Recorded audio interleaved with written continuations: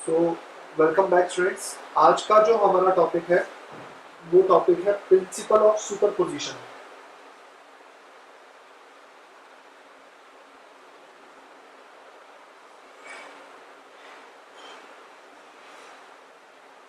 So principal of superposition topic को start करने से पहले अगेन हम लोग लास्ट क्लास में क्या पढ़ा था वो एक बार देख लेते हैं। लास्ट क्लास में हम लोगों ने ये पढ़ा था कि दो चार्जेस एक दूसरे को अट्रैक्ट या रिपेल कब करते हैं। अट्रैक्ट तब करते हैं जब वो अपोजिटली चार्ज हो, रिपेल हो तब करते हैं जब वो सिमिलरली चार्ज हो। सेकेंड थिंग हम लोगों ने ये पढ़ा था कि अगर वो अट्रैक्ट या रिपेल कर रहे हैं तो उनके बीच में कुछ फोर्स होगी, फोर्स ऑफ अट्रैक्शन या रिपल्शन। उस फोर्स का फॉर्मूला क्या होता है, उस फोर्स को बोलते क्या है, उस फोर्स को हम बोलते हैं कोलम्बिक फोर्स और इलेक्ट्रोस्टैटिक फोर्स। और कूलम्ब्स लॉ के अकॉर्डिंग हम लोगों ने देखा था कि वो फोर्स तीन बातों के ऊपर डिपेंड करती है। According to first point, directly proportional to product of magnitude of charges. Second point, inversely proportional to the square of distance between them. And third point, अगर हम इन दोनों कंबाइन करते थे तो हमारे पास एक इक्वेशन आती थी। एंड फाइनल जो फोर्स का फॉर्मूला आता था that is F is equal to 1/4 pi epsilon naught Q1 Q2 by R square. Q1 Q2 by R square हमारा फर्स्ट और सेकंड पॉइंट से आया। एंड 1/4 पाई एप्सिलॉन नॉट हमारा प्रोपोर्शनलिटी कांस्टेंट था वहां पर। सो अगर हम लोग जल्दी से आगे बढ़े, एप्सिलॉन नॉट को हम बोलते थे परमिटिविटी ऑफ फ्री स्पेस। तो इलेक्ट्रोस्टैटिक फोर्स तीन बातों के ऊपर डिपेंड करता है। फर्स्ट थिंग वो डिपेंड करता है product of magnitude of charge के ऊपर। सेकंड थिंग वो डिपेंड करता है स्क्वायर ऑफ डिस्टेंस के ऊपर। थर्ड थिंग वो डिपेंड करता है मीडियम के ऊपर कि वो किस मीडियम में चार्जेस रखे हुए हैं। तो ये जो फोर्स का फॉर्मूला था जो हम लोगों ने लास्ट क्लास में क्वेश्चंस करे, ये सब हमारा दो चार्जेस के लिए था। लेट्स से अब हमारे पास यहाँ पर मल्टीपल चार्जेस हैं। मल्टीपल चार्जेस है मींस अगर ये हमारा चार्ज है Q1, ओके, एंड इसके सराउंडिंग में हमारे पास यहाँ पर एक चार्ज रखा हुआ है लेट्स से Q2, एक और चार्ज रखा हुआ है Q3 एंड एक और चार्ज हमारा रखा हुआ है यहाँ पर Q4। There is a system of charges. So ये तीनों चार्जेस इसके ऊपर फोर्स एग्जर्ट करेंगे। तो हम लोगों को क्या पढ़ना है कि इस इंडिविजुअल चार्ज के ऊपर जो फोर्स होगा वो कैसे कैलकुलेट करेंगे। तो वो हम कैलकुलेट करते हैं प्रिंसिपल ऑफ सुपरपोजिशन से। सो first of all superposition word हम लोगों ने 11th क्लास में भी एक टॉपिक था principal of superposition of waves, उसके अंदर भी हम लोगों ने इस टॉपिक को पढ़ा था।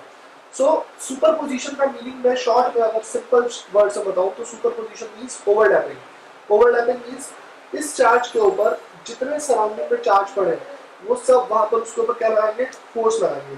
फॉर एग्जांपल अगर आप यहाँ पर देखें Q2, लेट्स से ये पॉजिटिव है, Q2 Q1 को पुश करेगा अगर ये पॉजिटिव हो। सिमिलरली Q3 Q1 को पुश करेगा अगर ये पॉजिटिव हुआ। इस फोर्स को हम नाम देंगे F13, force on one due to three. इस फोर्स को हम नाम देंगे F12, force on first due to second. And next अगर हम देखें let's say this charge is negative, let's say, तो ये चार्ज इसको अट्रैक्ट करेगा Q4 Q1 को। This force is known as F14। So इस चार्ज के ऊपर हमारी तीन फोर्सेस लग रही हैं। तो according to principle of superposition जो नेट फोर्स होगी ऑन फर्स्ट वो इन सभी फोर्सेस का वेक्टर सम होगी। वेक्टर सम मींस ये सभी फोर्सेस का हम लोग क्या फाइंड आउट करेंगे, रिजल्टेंट फाइंड आउट करेंगे। और रिजल्टेंट कैसे फाइंड आउट करते हैं ये हम लोगों ने 11th क्लास के वेक्टर्स में हम लोगों ने पढ़ा था। अगर आपका 11th क्लास का वेक्टर पार्ट वीक है तो आप वेक्टर का एक हमारा सेपरेट लेक्चर है वेक्टर एडिशन का, उसको एक बार देख करके उसके अंदर जितने भी कंसेप्ट हैं उसको इजीली से समझ करके उसको यहाँ पर अप्लाई कर सकते हैं। सो प्रिंसिपल ऑफ सुपरपोजिशन क्या कहता है, it states that net force on a single charge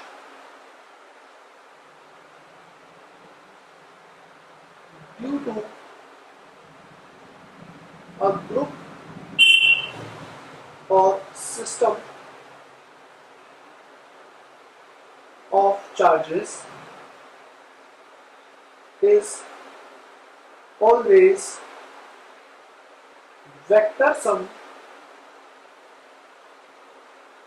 of all the forces. So this law is known as principle of superposition. अभी यहाँ पर हमने तीन चार्जेस लिए, चार चार्जेस का सिस्टम लिया है और सिंगल के ऊपर फोर्स निकालना है, तो हमने सिर्फ तीन की फोर्सेज ली है। लेट्स से अगर यहाँ पर हमारे टोटल 7 चार्जेस होते हैं तो एक के ऊपर अगर फोर्स निकालना है तो जितने भी 6 चार्जेस हैं उन सबकी फोर्स को देखते हैं हम विद डायरेक्शन एंड देन उसका क्या कैलकुलेट करते हैं रिजल्टेंट। यहाँ पर हमें एक बात ध्यान रखनी है कि यहाँ पर अगर हम लोग F12 plus F13 plus F14 लिख रहे हैं तो इसका मीनिंग ये नहीं है कि हम फोर्सेस को डायरेक्टली ऐड करेंगे। फोर्सेस हमेशा वेक्टर एडिशन लॉ फॉलो करती है बिकॉज दे आर वेक्टर। तो आज हम लोग इस कंसेप्ट को अप्लाई करेंगे न्यूमेरिकल्स में। कैसे अप्लाई करेंगे, क्या क्या स्टेप्स हमें फॉलो करने हैं, वो सब हम डिस्कस करते हैं।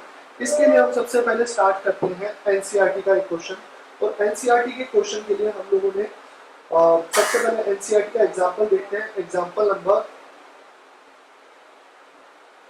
1.7, this is NCERT example number 1.7 which is on page number 17. Okay, so ये क्वेश्चन क्या कह रहा है, ये क्वेश्चन कह रहा है कि there are 3 charges Q, Q and minus Q placed at the vertices of a equilateral triangle। एक इक्विलेटरल ट्रायंगल की वर्टिसेस पर हम लोगों ने 3 चार्जेस को रखा है, Q, Q और minus Q। Let's say this is point A and यहाँ पर हमारा चार्ज है Q1 plus Q। Okay, second है हमारा चार्ज B पर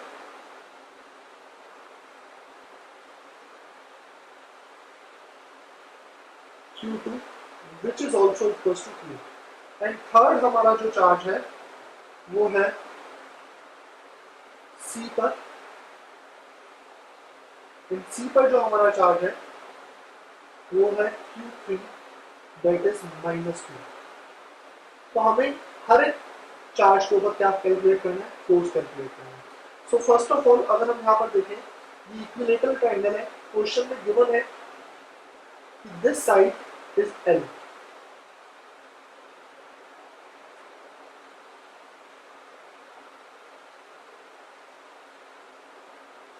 and this is also L। So first of all हम ए के ऊपर अगर फोर्स कैलकुलेट करें कि ए के ऊपर फोर्स कैसे निकलेगी, तो ए के ऊपर हमारे दो चार्जेस फोर्स एक्सर्ट कर रहे हैं बी एंड सी। बी और ए दोनों पॉजिटिवली चार्ज है, तो बी ए को रिपेल करेगा, मींस बी ए को पुश करेगा। This is force on A due to B. Okay, now अगर हम बात करें सी के ऊपर, सॉरी ए के ऊपर फोर्स सी की वजह से, सो ए के ऊपर फोर्स सी की वजह से हम लोग कैसे फाइंड आउट करेंगे।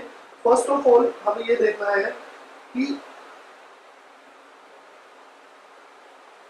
सी ए को अट्रैक्ट करेगा बिकॉज ये नेगेटिव है, ये पॉजिटिव है। This is force of A due to C. अब इन दोनों फोर्सेस का अगर हम एंगल देखें, दिस इज इक्विलेटरल एंगल, तो यहाँ पर हमारा जो एंगल आएगा वो हमेशा टेल्स के बीच का एंगल देखा जाता है। तो ये जो एंगल आएगा ये एंगल काउंट करा जाएगा, और ये एंगल किसके इक्वल होगा, ये एंगल हमारा होगा 120 डिग्री। अब अकॉर्डिंग टू पैरेललोग्राम लॉ जो रिजल्टेंट आएगा वो डायगोनल से मिलेगा। सो फर्स्ट ऑफ ऑल हम फोर्सेस की वैल्यू कैलकुलेट करते हैं। What is force on A due to B,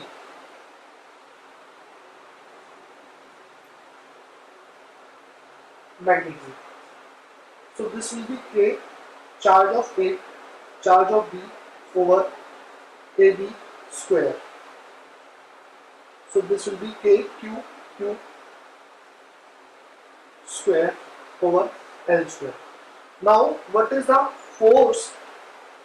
What is the force on A due to C? Force on A due to C calculate करने के लिए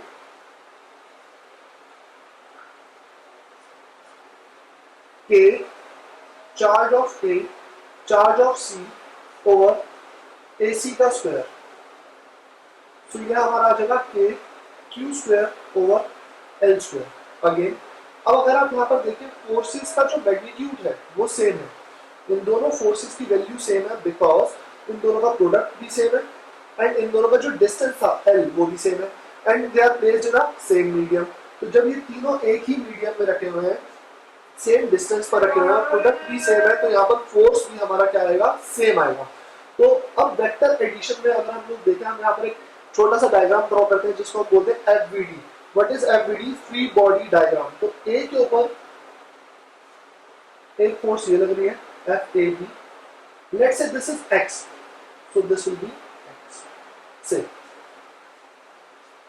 and A के ऊपर एक फोर्स हमारी लग रही है FAC, and it is also X because they are equal. Now X and X are acting at an angle of 120 degree. So अगर ये 120 डिग्री पर एक्ट कर रहे हैं तो हमारा यहाँ पर रिजल्टेंट जो आएगा वो रिजल्टेंट क्या आएगा? So what is net force on A? So according to parallelogram law, this will be FAB का स्क्वायर प्लस FAC का square plus 2FAB FAC cos 120 degree because this angle is 120 degree. Okay, तो हम लोगों ने vectors में कुछ shortcut पढ़े थे कि अगर लेट्स से ये दोनों फोर्सेस इक्वल मैग्नीट्यूड की है एंड इनके बीच का एंगल जो है वो 120 डिग्री है, तो हमारा जो नेट फोर्स आएगा ऑन A उसका मैग्नीट्यूड सेम आ जाएगा, this will B X। It means K Q square over L square, and ये 60 डिग्री पर आएगा। एंगल बाइसेक्टर होता है बिकॉज दोनों फोर्सेस इक्वल है, so at 60 degree with side we can say that AC। Okay, so ये हमारा A के ऊपर फोर्स आ गया due to these two charges. अब हम फोर्स फाइंड आउट करेंगे लेट्स से C के ऊपर। पहले हम B के ऊपर भी फाइंड आउट कर सकते हैं। B के ऊपर अगर हम फोर्स देखें तो B को A पुश करेगा, this is force on B due to A because they are both positive, and B को जो हमारा C है, C मींस Q3 नेगेटिव, वो अट्रैक्ट करेगा, this is force on B due to C। Again इन दोनों forces की जो वैल्यू होगी वो सेम होगी एंड इनके लिए जो यहाँ पर एंगल है वो अगेन हमारा कितना होगा, 120 डिग्री। सो यहाँ पर जो हमारा रिजल्टेंट फाइंड आउट होगा वो सेम आ जाएगा इसी मेथड से, एंड वो वैल्यू सेम क्या आएगी, K Q square over L square, because value same है, एंगल 120 डिग्री है। तो ये वाला पार्ट अभी हम लोग वीडियो लेक्चर के लिए स्किप कर रहे हैं, हम आते हैं C के ऊपर।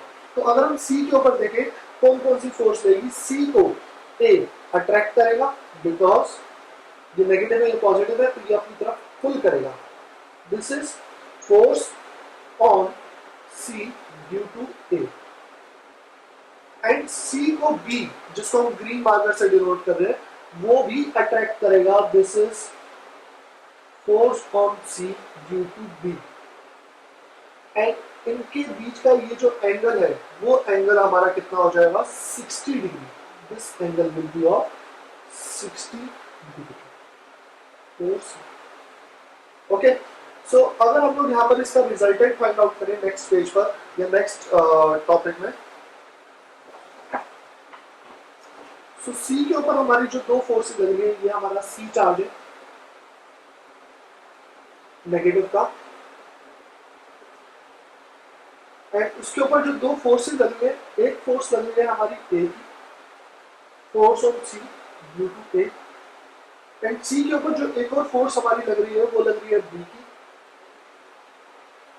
Force on C due to B, and ये जो एंगल है ये एंगल हमारा कितना है 60 डिग्री है। So according to parallelogram law जो रिजल्टेंट आएगा वो यहाँ, so net force on C का जो मैग्नीट्यूड होगा according to resultant, this will be F C A का square plus F C B का square plus 2 F C A F C B cos 60 degree. And अगर ये दोनों forces equal भी है, इनके बीच का एंगल 60 डिग्री भी है, तो जो वेक्टर शॉर्टकट हमारा आता है उसके अकॉर्डिंग यहाँ पर चलिए, this is x, this is also x, this is 2x, x cos 60 is 1/2। सो यहाँ पर हमारा ये आ जाएगा √3 times x, and what is x? x is kq square over l square. So this is the net force on C at angle of 30 degree with FCA और FCB, because अगर दो vectors equal होते हैं जो उसका angle होता है resultant का एंगल, वो एंगल बाइसेक्टर होता है। सो ये हमारा एक सिंपल सा क्वेश्चन था, एनसीईआरटी का एक एग्जांपल था जिसमें हम लोगों के दो कंसेप्ट अप्लाई हुए हैं। फर्स्ट कंसेप्ट जो हमारा अप्लाई हुआ है वो इसके अंदर कूलम्ब्स लॉ का अप्लाई हुआ है। सेकंड कंसेप्ट हमारा इसमें अप्लाई हुआ प्रिंसिपल ऑफ सुपरपोजिशन।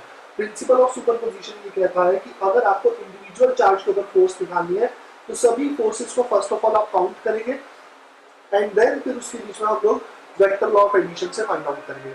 ये क्वेश्चन थोड़ा सा रिलेटिवली इजी था बिकॉज इसमें एक ही चार्ज के ऊपर दो फोर्सेस लग रही थी, तो हमारे यहाँ पर दो वेक्टर्स के लिए एडिशन का फॉर्मूला आ गया। अब अगर हम लोग एक और एग्जांपल देखें, एनसीईआरटी का ही जो एक एग्जांपल है, एनसीईआरटी का एग्जांपल है एग्जांपल नंबर 1.6।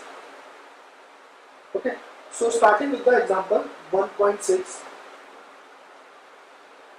पेज नंबर 16 पर है ये NCERT.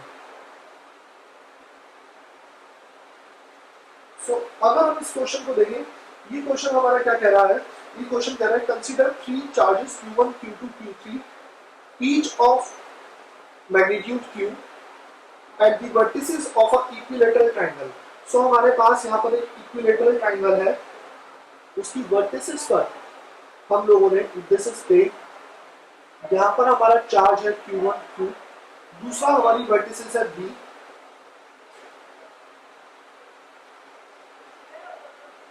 Q2 equals to Q, and third vertex है हमारी C, Q3 equals to Q।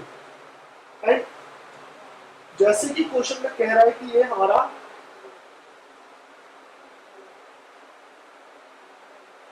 Equilateral triangle है, तो इट मींस ये तीनों sides L, L and L। अब हमें फाइंड क्या करना है इस क्वेश्चन में, हमें फाइंड करना है कि सेंट्रॉइड पर हमारा एक चार्ज प्लेस्ड है Q, एंड सेंट्रॉइड को हम लोग लेट से डिनोट कर रहे हैं O से, तो हमें इसके ऊपर फोर्स फाइंड आउट करना है। तो इसके ऊपर फोर्स कैसे फाइंड आउट करेंगे, उसके लिए हम लोग सबसे पहले ये देखते हैं कि फोर्स कहाँ कहाँ अप्लाई होगी। अगर हम O के ऊपर, Q के ऊपर फोर्स देखें ड्यू टू A, सभी फोर्सेस लगाएंगे यहाँ पर, तो A जो है फर्स्ट ऑफ ऑल हमने इनकी लाइन ज्वाइन करी, सेंटर को ज्वाइन करा, this will be force on O due to A। फिर हम लोग फोर्स देखेंगे O पर B की, सो हमने अगेन इनकी लाइन ज्वाइन करी, एंड ये भी पॉजिटिव है, ये भी पॉजिटिव है, तो पॉजिटिव पॉजिटिव को पुश करेगा। Now we will find the force on O due to C। अब C भी पॉजिटिव है, O भी पॉजिटिव है, तो अगेन यहाँ पर हमारी जो वैल्यू है, सॉरी फोर्स है, वो रिपल्शन की एक्सपीरियंस होगा। तो अगर हम लोग देखें O के ऊपर जो ओवरऑल फोर्स लग रही है वो हमें फाइंड करनी है, रिजल्टेंट फाइंड करना है। तो कैसे फाइंड आउट करेंगे हम लोग, फर्स्ट ऑफ ऑल हम यहाँ पर एक एफबीडी बनाएंगे। एफबीडी के अकॉर्डिंग अगर हम लोग देखें, यहाँ पर O के ऊपर एक फोर्स लग रही है नीचे, O के ऊपर एक फोर्स लग रही है इधर, this is F O B and एक फोर्स लग रही है, this is F O C. तो तीन फोर्सेस के लिए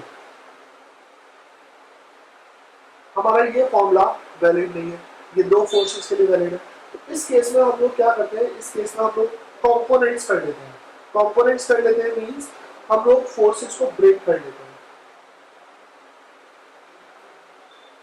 this angle will B 60 degree, this is 30 degree,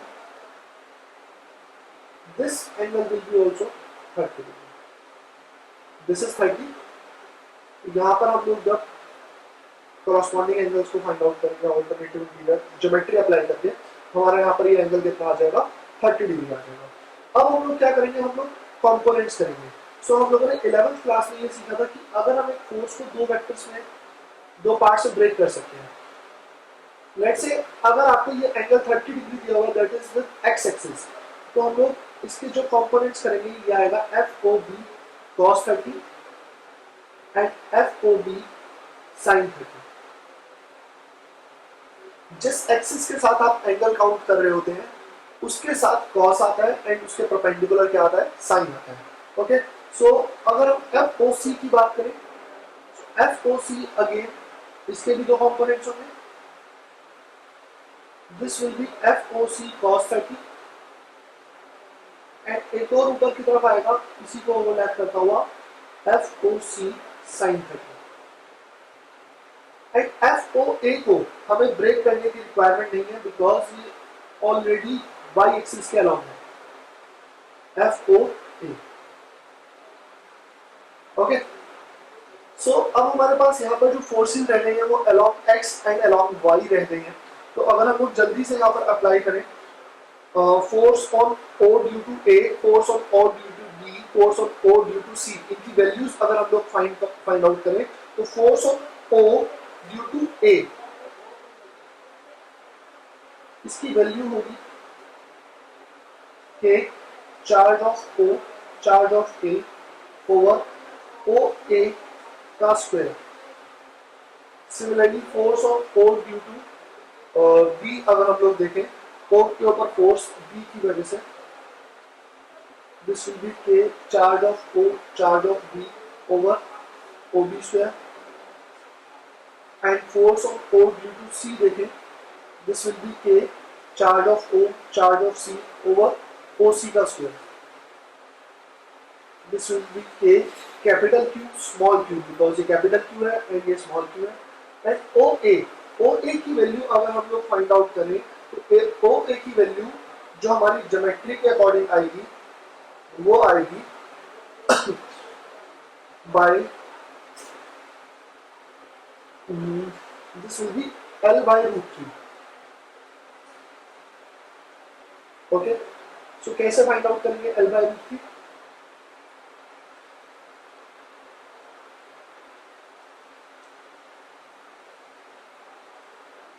this is L, this is L by 2 and हमें फाइंड आउट करना है ओ ए, और we can also find out O B और O C. O A, O B and ओ सी, इन तीनों की value same होगी। So find out कैसे करेंगे, अगर हम लोग ये वाला एंगल कंसीडर करें, this angle is 30 degree, so cos 30 degree, let's say this point is B, is OB, sorry, BD over OB. Cos 30 is root 3 by 2 and OB हमें फाइंड आउट करना है, तो यहाँ पर आ जाएगा BD is L by 2। सो यहाँ से solve करके हमारी जो OB की वैल्यू आ जाएगी that is L by root 3। So OB की वैल्यू आ गई L by root 3, और ये सारे जो डिस्टेंस है R ये सेम रहेगा L by root 3, L by root 3। तो ये वैल्यू सेम आ जाएगी 3 K Q Q over L square 3KQQ over L square, 3KQQ over L square. So these forces are equal, FOC and FOB ये दोनों forces equal हैं and cos 30 भी same है, तो ये दोनों वेक्टर्स कैंसिल हो जाएंगे, इक्वल एंड अपोजिट हो गए एंड ये दो फोर्सेस ऐड होकर के इसमें से क्या हो जाएगी, सब्ट्रैक्ट हो जाएंगी। तो हम लोग देखते हैं जल्दी से क्या वैल्यू आएगी हमारी।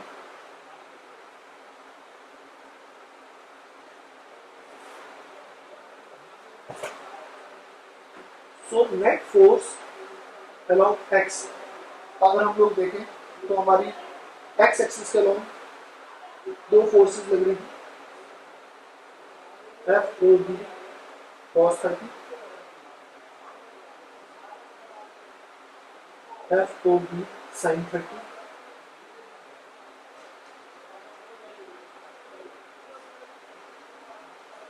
FOC cos 30, FOC sin 30 and एक सिंगल फोर्स थी FOA। सो नेट फोर्स अगर हम लोग देखें अलॉन्ग एक्स एक्सिस तो वो होगी FOB cos 30 minus FOC cos 30 और वो आ जाएगी सॉल्व करके 0। सिमिलरली अगर हम net force along Y axis देखें तो वो होगी FOB sin 30 plus FOC sin 30 minus FOA and जब हम ये सारी वैल्यूज पुट करेंगे KQQ over L square 3 sin 30 is 1/2 plus 3KQQ L square 1/2 minus 3KQQ over L square. So इसकी वैल्यू भी हमारी सॉल्व करके आएगी 0। So net force along X axis भी 0 है and net force along Y भी 0 है, मींस ये सारी फोर्सेस बैलेंस आउट हो गई। सो net force on O will be 0। सो ये सिस्टम, ये जो चार्ज था, सॉरी कैपिटल Q, ये किस में रहेगा, इक्विलिब्रियम में। इक्विलिब्रियम मींस कि उसके ऊपर नेट फोर्स हमारा क्या है, 0 है। तो ये हमारा एक छोटा सा टॉपिक था, छोटा सा एप्लीकेशन था प्रिंसिपल ऑफ सुपरपोजिशन का, जिसके अंदर एनसीईआरटी में हमारे 2 क्वेश्चंस गिवन है और हमने इन दोनों क्वेश्चंस के ऊपर कंसेप्ट अप्लाई करा। ओके, सो कंसेप्ट हमारा यही है कि अगर एक चार्ज पड़ा हुआ है, एक चार्ज रखा हुआ है, तो उसके आसपास जितने भी चार्जेस रखे हुए हैं आप सबकी फोर्स देखेंगे विद मैग्नीट्यूड एंड डायरेक्शन। एक FBD बनाएंगे, फ्री बॉडी डायग्राम बनाएंगे एंड फ्री बॉडी डायग्राम बनाने के बाद हम उसका फाइनली रिजल्टेंट फाइंड आउट करेंगे। अगर 2 फोर्सेस ही लग रही है तो हम लोग डायरेक्टली रिजल्टेंट का फॉर्मूला लगा सकते हैं, लेकिन अगर 2 से ज्यादा फोर्सेस लग रही है एक इंडिविजुअल चार्ज पर, तो बेटर यही रहता है कि हम उसके कंपोनेंट्स करें एक्स एक्सिस और वाई एक्सिस के अलॉन्ग। एक्स एक्सिस का एक अलग रिजल्टेंट निकालें, वाई का एक अलग रिजल्टेंट निकालें एंड देन फिर उसको ऐड कर दें वेक्टर लॉ ऑफ एडिशन से। ये सारे कंसेप्ट्स हमारे जो वेक्टर लॉ ऑफ एडिशन के हैं, ये हम लोगों ने एक सेपरेट वीडियो लेक्चर में डिस्कस करे हुए हैं वेक्टर एडिशन के अंदर। आप उस लिंक पर जाइए, क्लिक करिए, उस वीडियो को एक बार देखिए आराम से, देन आपको ये सारे कंसेप्ट्स अप्लाई करने आ जाएंगे। ओके, सो ये आज का हमारा टॉपिक था principal of superposition of forces. इससे रिलेटेड कुछ क्वेश्चंस आज हम लोग यहाँ पर दे रहे हैं, इस वीडियो लेक्चर के एंड में हम लोग शेयर करेंगे और आप हमारी वेबसाइट पर जाकर के वहाँ से असाइनमेंट डाउनलोड कर सकते हैं। वहाँ पर आपको क्वेश्चंस मिलेंगे प्रिंसिपल ऑफ सुपरपोजिशन के, आप घर पे प्रैक्टिस करिए, देन फिर उसके बाद हम लोग देखते हैं क्या क्या प्रॉब्लम्स आ रही हैं। So thank you so much for watching the video. Okay.